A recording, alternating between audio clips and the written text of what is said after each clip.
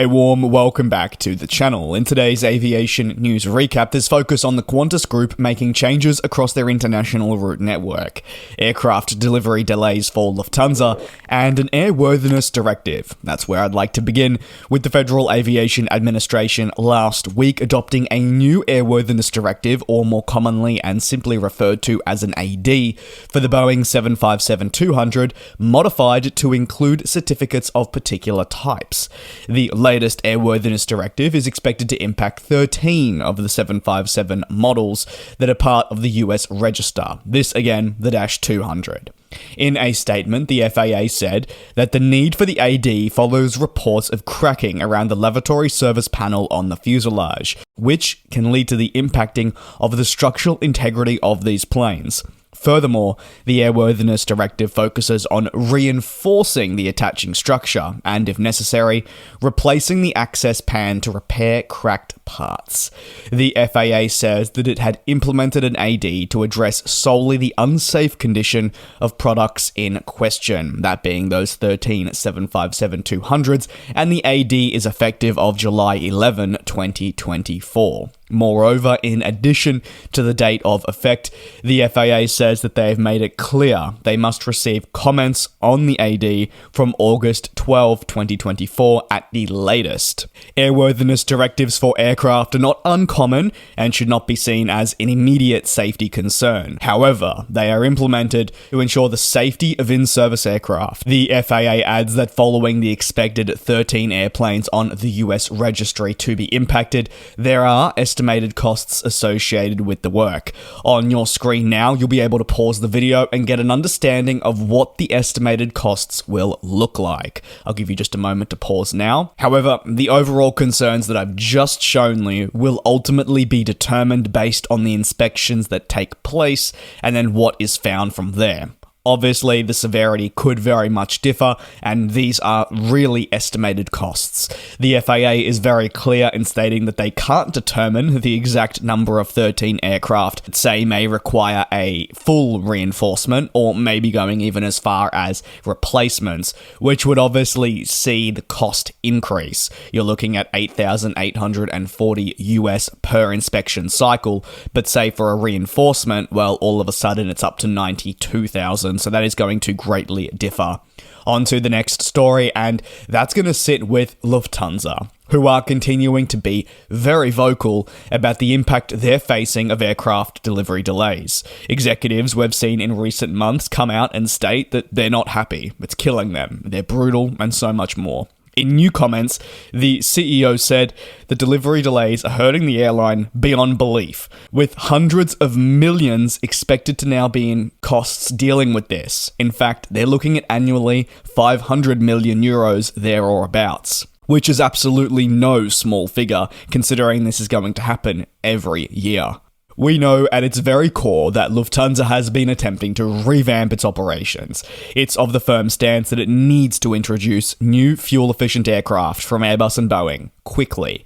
However, the airline's plans to formally welcome these aircraft in have been more challenging than maybe some would have expected, as aircraft manufacturers battled the global pandemic and associated supply chain issues, among many other difficulties. These same manufacturers I speak of have not been able to deliver new aircraft on time. And no, we're not talking delays amounting to, say, a couple of days or a couple of weeks. They're now stretching months and months, and as I'll get into, in some cases, years. Worse still, the delays like I touched on are continuing to balloon, and now Lufthansa warns these won't be resolved this decade. That, in my opinion at least, is a pretty stark warning sign of what's ahead for airlines battling something similar and seeing no real end to their problems. Lufthansa has made it clear and been one of the first to state that they're going to feel the effects until the 2030s. Lufthansa, for some background up, are looking to introduce aircraft such as the 777X, A350,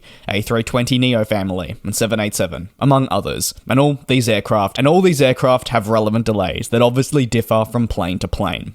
Furthermore, when you look at the broader group, well, they want to implement the A220 for their newly launched city airlines, and Airbus in recent weeks has openly admitted that this aircraft is also behind on production and deliveries, with crew needing to likely work overtime on weekends to get it back up to speed. That really shows you the scope of just what's happening. And while delivery delays are the catalyst for many of the aircraft orders and planes that I just touched on at Lufthansa expected to be welcomed in, look no further than the impact of the 777X certification as a true standout, a plane that is yet to arrive. Lufthansa was actually expecting this long-haul widebody in 2021-2022. And now, it's been forced to most recently adjust its expectations to a mid-2026 entry into service for that summer season, at the earliest. While the 777X delays are certainly out of the ordinary because you have to consider this plane has yet to be certified,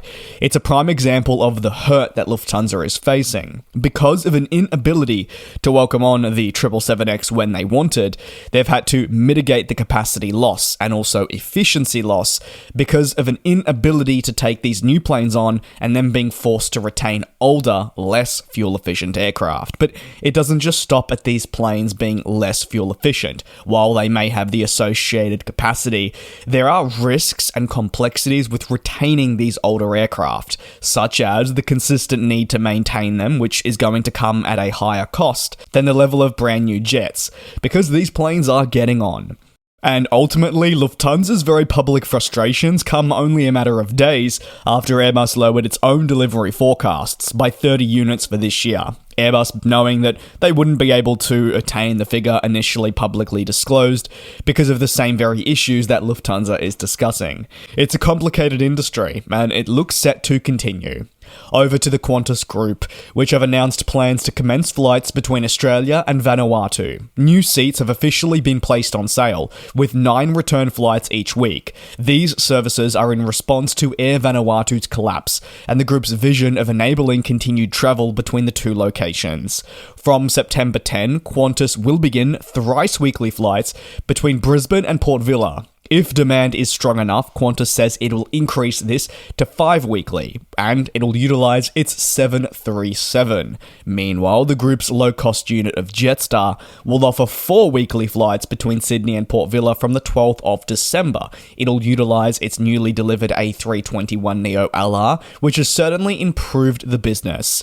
Jetstar is preparing for the delivery of more A321neo LRs in the coming months, enabling routes such as the aforementioned one. This month, the 13th unit will arrive, and it's really been a revelation for the network, not just in relieving pressures on existing planes, but giving the company the ability to launch into new markets. These 2 flights will create over 150,000 new seats between Australia and Vanuatu annually. Furthermore, the group says it's hoping to do so with a wide array of fares, whether you're going to be jumping aboard a mainline Qantas service, or hopefully on Jetstar with cheaper fares, that being the low-cost unit. You can let me know your thoughts on any of the stories today in this aviation news recap down below in the comments. Thank you very much for your support here on the channel. I do hope you'll take care, be safe, and I'll see you same place, same time tomorrow for your latest industry news. And we'll fly.